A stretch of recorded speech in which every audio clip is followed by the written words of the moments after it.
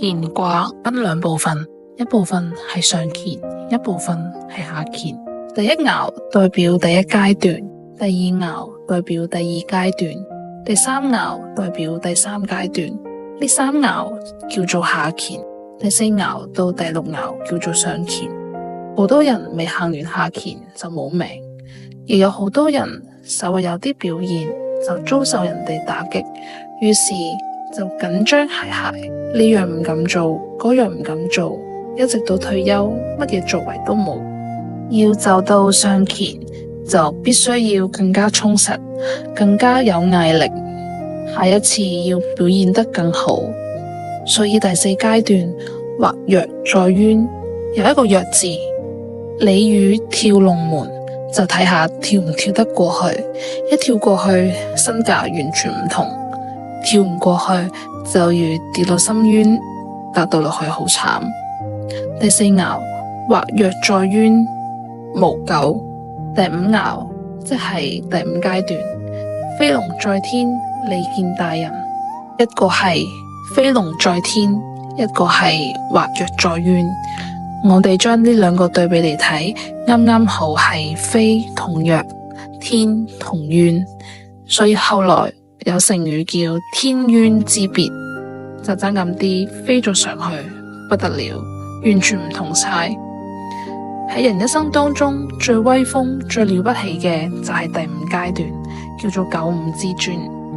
第五爻嘅呢個利見大人，一個係自己要表現得有大人物嘅風範，第二個係同下面嘅下屬要心連心，否則下面第四爻嘅人會成日攞你嚟做目標，睇你笑話，仲有一日要拉你落嚟。九五睇落係飛龍在天，實際上亦好難做事情。九五一發號施令，個個都聽佢嘅，咁佢就要負全部責任。人哋唔聽佢嘅，佢仲可以話都係你哋唔聽話。人哋都聽話，佢就要自己孭起，咁就責任重大。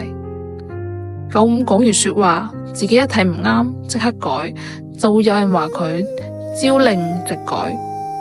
九五話等我諗諗，嗰啲就係猶豫不決。九五即刻表現，一定有人認為佢係剛愎自用。去到九五呢個位就真係冇咁容易嘅事。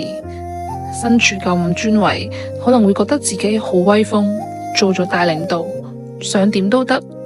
實際上根本唔係咁回事，通常係張凳都未坐暖，個人就唔見咗。去到飛龍在天嘅時候，你就要衡量一下自己嘅所作所為係咪為公而唔為私。因為嗰陣時地位好高，所有人嘅眼都睇住你，叫做十目相視，十手所指。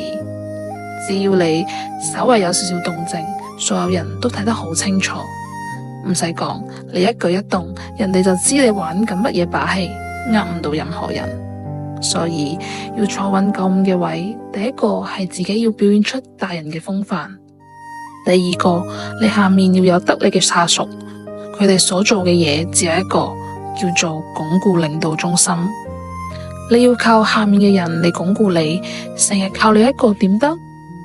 但係你要適可而止，因為上面仲有一個上九，叫做亢龍有悔。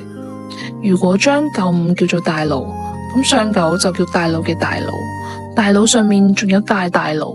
每個人都要記住，天外有天，人上有人，最好適可而止，唔好認為自己乜嘢都可以決定，可以話晒事，否則一旦亢龍有悔，結果係好淒慘嘅。